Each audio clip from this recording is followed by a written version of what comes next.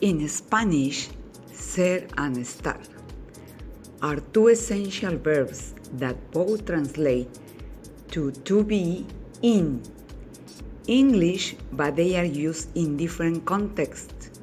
Ser is used to express inherent or permanent characteristics such as identity, origin, professions, and general attributes. It is also used for telling time, giving the date, and indicating possession.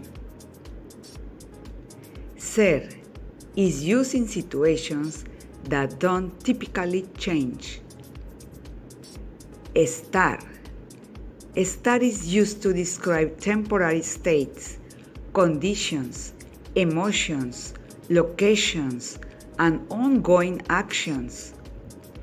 It is used for things that can change or have a specific time frame.